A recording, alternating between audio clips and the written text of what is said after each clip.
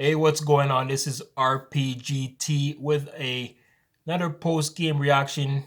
And if you are new to my channel, hit that subscribe button and notification bell as I do my Raptors post-game talk each and every game after the Raptors win or lose.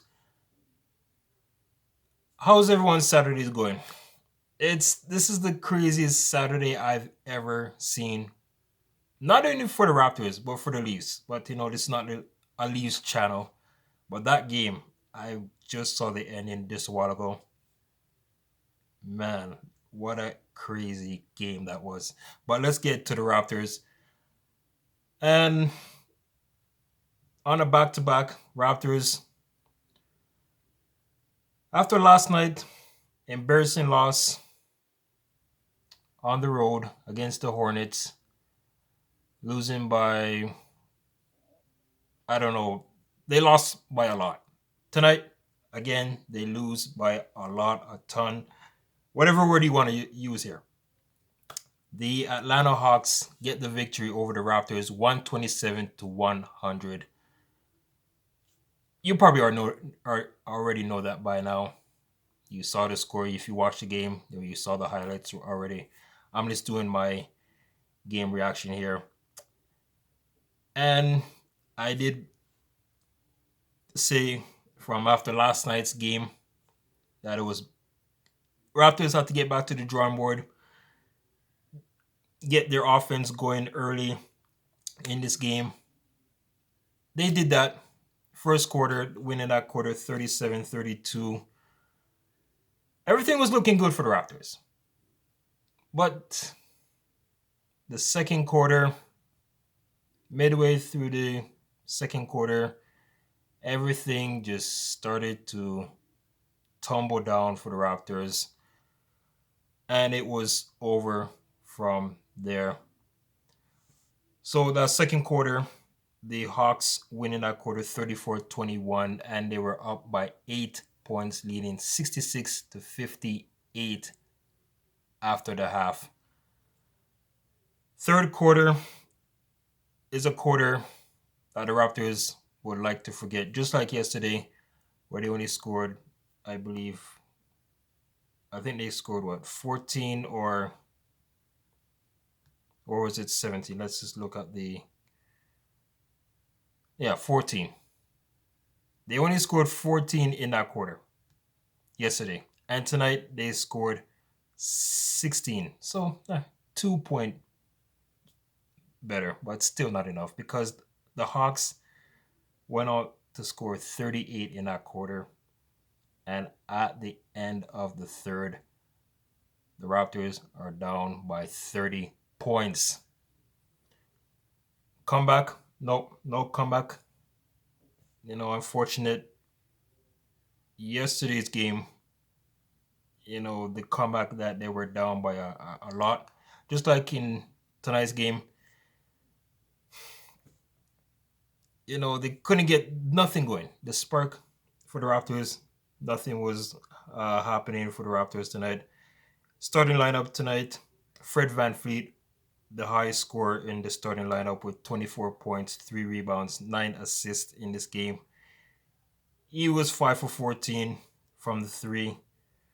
Siakam with the double-double, 14 points, 10 rebounds. He was 6 for 16 from the field and 0 for 1 from 3. So he only took 1 3 tonight. Scotty Barnes, after last night's 28-point performance, comes up with only 6. Now, this is what I'm talking about, consistent with some of these players on the Raptors. I'm going to give Scotty Barnes a break. Look, he's a rookie, okay? But there are going to be some times I would like to see this, him, if he gets 28, probably like score the next game, maybe like a 20, but from 28 to 6, a 22-point drop off. Gary Trent Jr., 9 points in this game, 3 rebounds, 1 assist. He was 1 for 4 from 3. And Ken Birch, who got the start again, with no OG Anunoby. So 2 games without Anunoby, man. It hurts. Hurts the Raptors. Off the bench, Thaddeus Young, 10 points, 2 rebounds, 3 assists. Precious Achua. Precious Achua, amazing game tonight. He was hitting it from all angles tonight off the bench. 21 points, 9 rebounds, 2 assists, 8 for 12 from the field, 2 for 3 from 3. All right. So maybe, I don't know if it would have made a difference, because if he was in the starting lineup instead of Kem Birch, maybe, but still with the Barnes and Siakam, 14 points, those guys did not contribute to not doing much for the Raptors. As I said, that going back to the third quarter, where the Hawks outscored the Raptors, just looking at them, if my math is correct, by 22 points. And then the Raptors win that fourth quarter, but basically it was over already. For the Atlanta Hawks, leading the way, Mr. Shivery Cold Trae Young, 41 points tonight, 11 assists, 17 for 24. This guy started lighting up the basket from the second quarter onwards. As I said, 17 for 24. He only shot 1 for 4. Oh, sorry, he was 1 for 4 from 3. And perfect from the line, 6 for 6. Hunter, 14 points, 4 rebounds, 4 assists. The others were in single digits for the Hawks. No John Collins also, right? And off the bench, if I'm saying it right, Kungu, 17 points, 7 rebounds, 1 assist. Bogdanovich with 14 points, 6 rebounds, and 2 assists off the bench. So those two guys combined for 31 points, leading the way for the Atlanta Hawks. And this shooting wise tonight also, the Hawks shot 58%. It says 57.8. We'll round it off. It's 58. Raptors shot 40% tonight from the 3. Poor shooting from 3. And listening to Paul Jones on the TV side tonight. Usually he does the radio side with Jack. Tonight was him and Jack Armstrong. There was a stat that when the Raptors make more than 10 threes, the Raptors are 20. Trying to remember, I think it's 27 and 15. It's a high number.